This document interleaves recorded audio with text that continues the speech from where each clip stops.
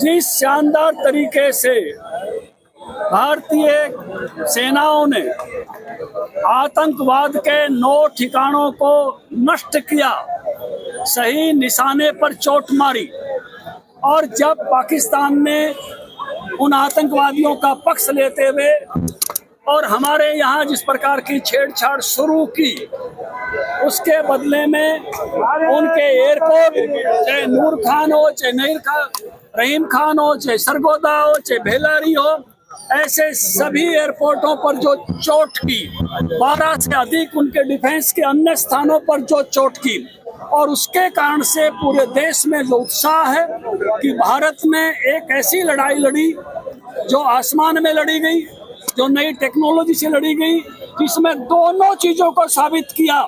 हम चोट मारेंगे तो सही ठिकाने पर मारेंगे, और हम पर कोई चोट मारने की कोशिश करेगा तो हम इजराइल के आयरन डोम से भी ज्यादा अपनी जनता को सुरक्षित रख सकते हैं।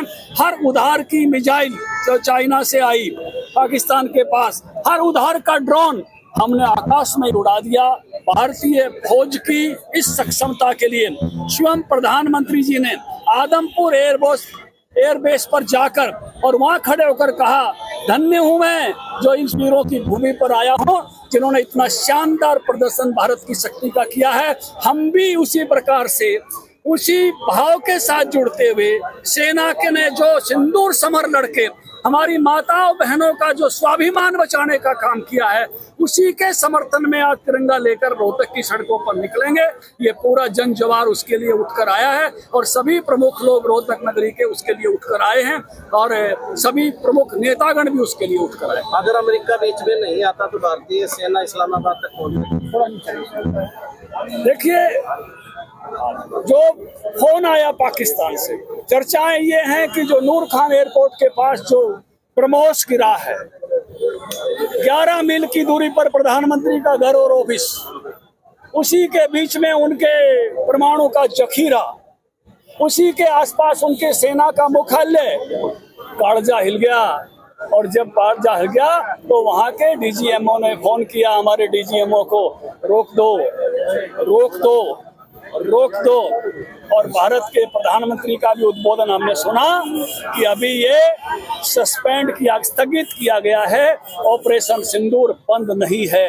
साफ साफ कहा प्रधानमंत्री ने, ट्रेड और टाक, टेररिज्म और टाक साथ साथ नहीं चलेंगी, ट्रेड और टाक साथ साथ नहीं चलेगा, और खून और पानी साथ साथ नहीं बहाया जाएगा। ये भारत के अपनी समझदारी के सब निर्णय हैं, और भारत अपना एक, मैं कहूँगा कि संपूर्ण प्रभुता का देश है। भारत अपने फैसलों पर चलता है। क्या ये सच है कि परमाणु ठिकानों पर हमला हुआ और वहाँ पे लीकेज हो रही है? ऐसी चर्चाएं मीडिया में, सोशल मीडिया में, सब स्थानों पर हैं। इस प्रकार के खतरे वहाँ उत्पन्न हुए हैं, और उसी से जो जानकारियां हैं, कुछ जहाज वगैरह भी वहाँ लीकेज रोकने के दिखाए गए हैं।